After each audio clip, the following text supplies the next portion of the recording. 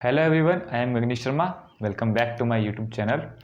आज हम स्टार्ट करेंगे सेल बायोलॉजी में सेल थ्योरी। तो सबसे पहले जो सेल थ्योरी दी थी वो स्केल्डन एंड स्क्वैन ने अपने अपने एक्सपेरिमेंट ऑब्जर्वेशन के बेसिस के ऊपर दी।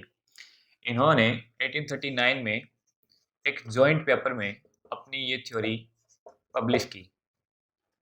जो स्केल्डन थे वो एक जूलॉजिस्ट थे एंड जो स्क्वैन थे वो एक बॉटनिस्ट।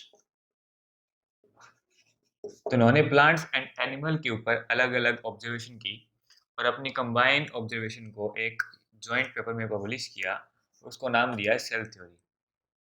सबसे पहले जो स्क्वैन की जो थ्योरी थी उसमें plants tissue made up of cells and product of cells, ये बात सबसे पहले बताई गई कि जो प्लांट्स की जो टिश्यू हैं वो सेल से या फिर प्रोडक्ट्स ऑफ सेल से मिलके बनते हैं। एंड इन्होंने बताया कि वन टाइप ऑफ सेल भी हो सकती है and different different type of cell भी टिश्यू की फॉर्मेशन कर सकती है। सेकेंड इसमें चीज थी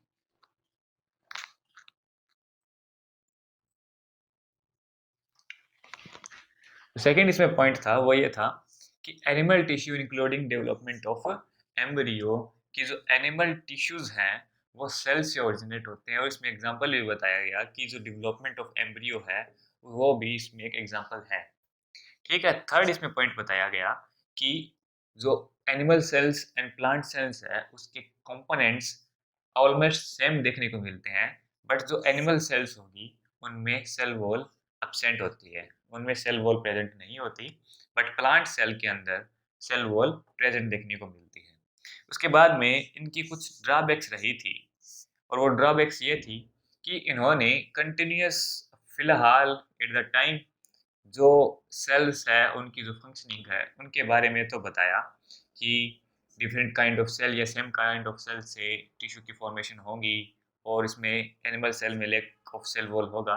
बट इन्होंने जो न्यू सेल ओरिजिनेट होगी उसके बारे में किसी भी टाइप का डिस्कशन नहीं किया, किसी भी टाइप की इंफॉर्मेशन इनकी सेल थ्योरी से नहीं मिली।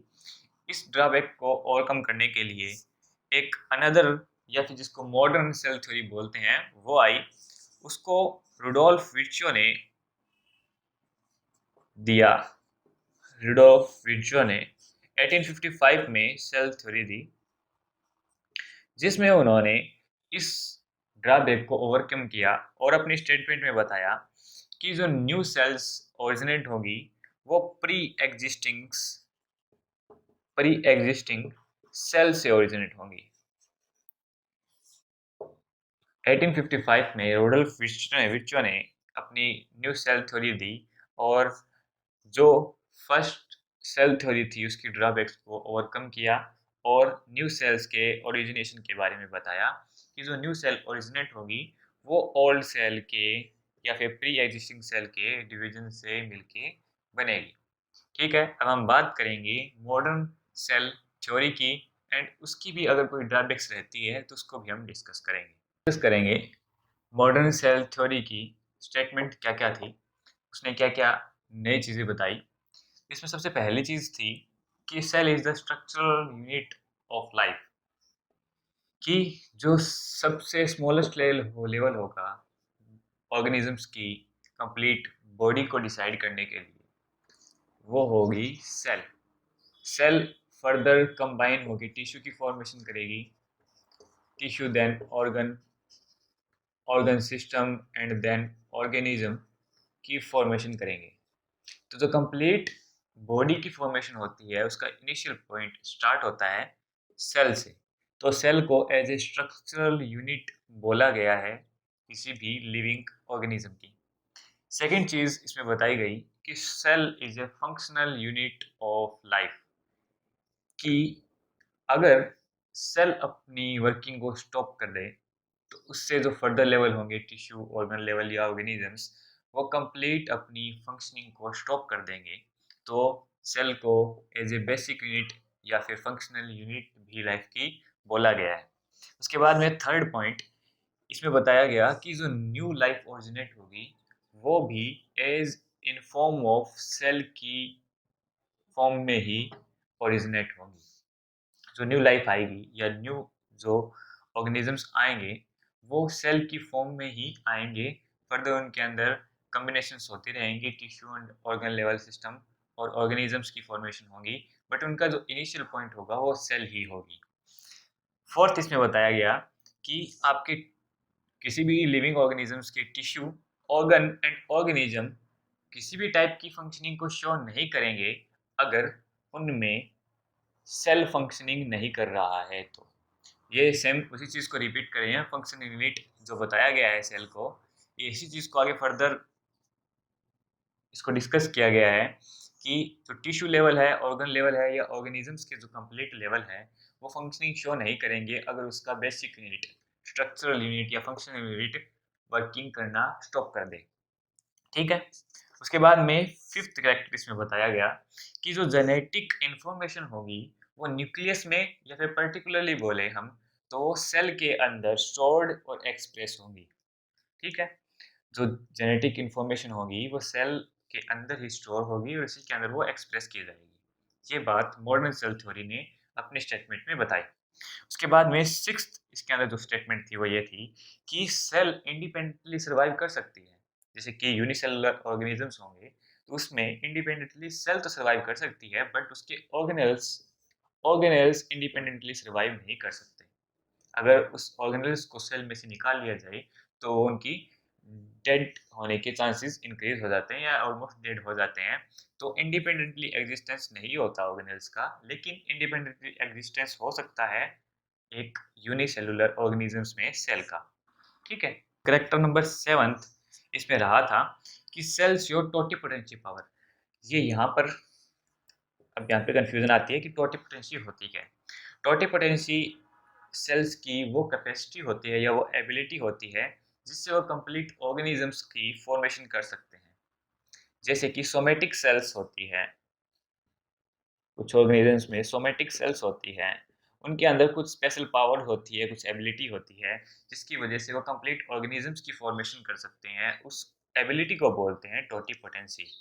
ठीक है। हायर ऑर्गेनिजम्स या हायर प्लांट्स के अंदर ऐसी पावर कम देखने को मिलती है बट स्मॉल लेवल के अंदर टोटिपोटेंसी पावर देखने को मिलती है जिससे कंप्लीट ऑर्गेनिजम्स की फॉर्मेशन हो सकती है सिर्फ एक सेल या उसके पार्ट से। ठीक है। इस पावर को बोलते हैं टोटिपोटेंसी पावर। तो सेल्स हैं वो टोटिपोटेंसी पावर को शो करते हैं। ये बात मॉडर्न सेल थ्योरी ने अपनी स्टेटमेंट में बताई। उसके बाद में जो एट्थ स्टेटमेंट थी वो थी कि डेवलपमेंट ऑफ ऑर्गेनिजम्स या फिर growth of organisms depend upon the growth of cell. कि जितनी ज़्यादा सेल्स डेवलप होंगी, उनका डिवीजन होगा या उनका एलोंगेशन होगा, उतनी ही जल्दी जो ऑर्गेनिजम्स है, लिविंग ऑर्गेनिज्म है, वो अपनी डेवलपमेंट या ग्रोथ को शो करेंगे।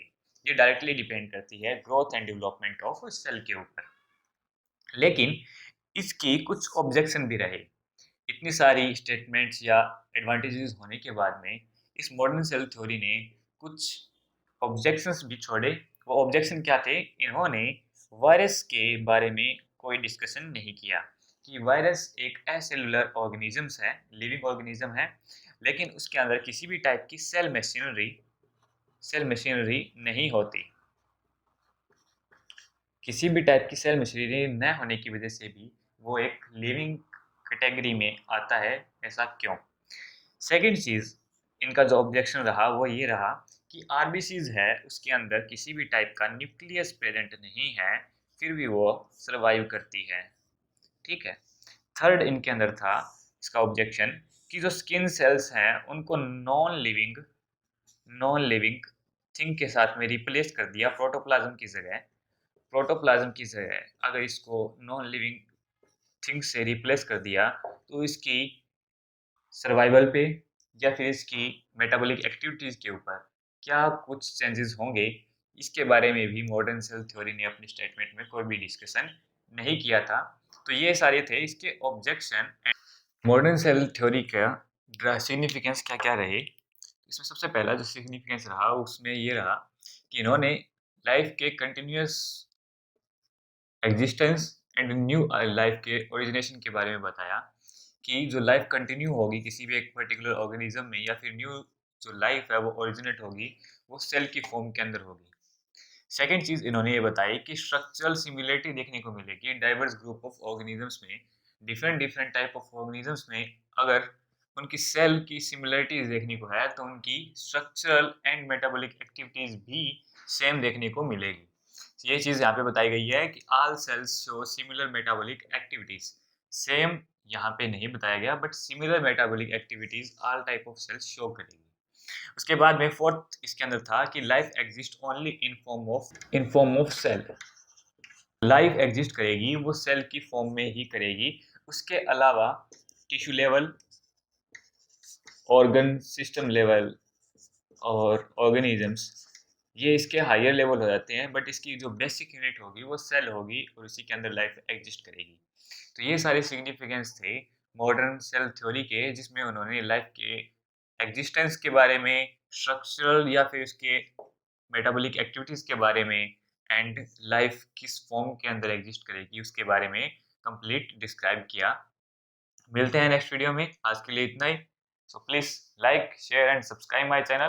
Don't forget to press the bell icon for early notification. Thank you.